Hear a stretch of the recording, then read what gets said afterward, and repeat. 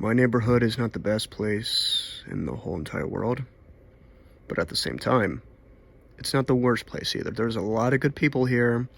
They value their principles. They have families. They're very nice folk, and they do their business. I do mine. However, in this neighborhood as well, there's lots of bad people. You know the types: junkies, psychopaths. Well, yeah, I'm just going to say it anyway, the white trash type. And it's gotten to the point where I'm kind of afraid to walk around in my own neighborhood, and for certain reasons, and certain reasons only. It's one of those neighborhoods where I'm afraid I'll take a walk, me looking like a long-haired metalhead, you know, black shirt, black pants, black shoes, hands in my pockets, eyes on the ground, eventually looking up to see if there's any cars coming, common sense. And I would walk, and I would come across this, like, you know, older, like, you know, junkie man's house, where he's, like, more skinny than he is muscle, but for some reason he can be, like, stronger than 1,000 Sinbads. And he would look at me, stare daggers at me, and I would make the mistake of, like, you know, peering at him, and then our eyes would meet, and then he gives me a look, rocks his head back and forth, you know, kind of like doing that little nod, that fucking nod the Chicago PD, like, you know, chief guy does, where he just kind of fucking nods, the badass guy. And then I get this look of, like, the fuck you looking at? What are you looking at, boy? You looking at me? Because if you're not, you're taking mighty fine interest in what I'm doing up here. You know, that kind of look. And I would, you know, preemptively just kind of like nod at him and then walk away. And that's what I do anyway, but, you know, that's all. But essentially, I just mind my own business. About 2 years ago, when my little brother was 8 or maybe 9, I was told to take him to the communal church area, you know, where, you know, the parents and, you know, the rest of the community in that little neighborhood go, and they go and eat, and everybody has a good time from the bottom of the father's heart, and after an hour they leave.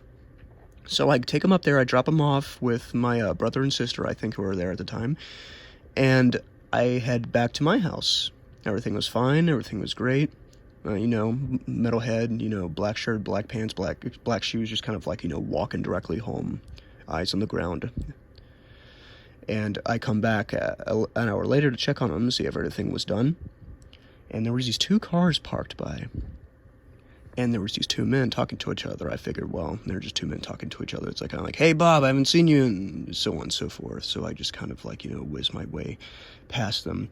However, these 2 gentlemen just kind of looked at me, and then they got angry. The guy on the right side where I was walking by got angry, and essentially he just kind of like shifted his head to the dude and was like, "Wait a minute!" I could read it through with his lips, and they were like sending off something to each other, and I didn't know what it was, but it didn't matter. Maybe it was money, maybe it was drugs. I'm just gonna walk right past them. And the dude was kind of tapping his steering wheel as I'm looking at the ground, metalhead, black shirt, black pants, black shoes, just kind of looking at the ground, just minding my own business, hands in my pockets, and he does this kind of like, you know, tongue inside of his cheek, biting it a little bit, kind of doing like this nod of like, you know, the nod of like impatience, like, okay, and so he gets like really fucking pissed off, and like, you know, turns the gear on his car, takes the thing, and he's like, I'll talk to you later, and then just right up the road. And I knew for a second that I must have interrupted a drug deal. It looked like drugs, whatever it was, when I peered over there, and I certainly was just walking by.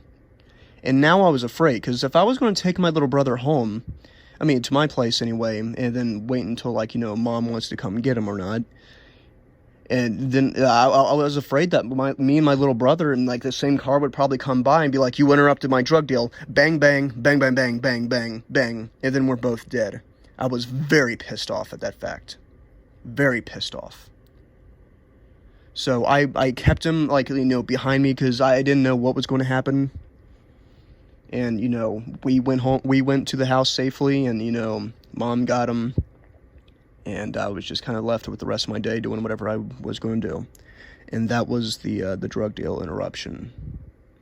And it's kind of sad where you can't even walk your own little brother around the neighborhood. and take them to like a nice little communal place, pick them up, you know, mom gets them, whatever, without having somebody, you know, either doing a drug deal, doing something stupid, tripping out, or most likely coming back to kill you for interrupting their day.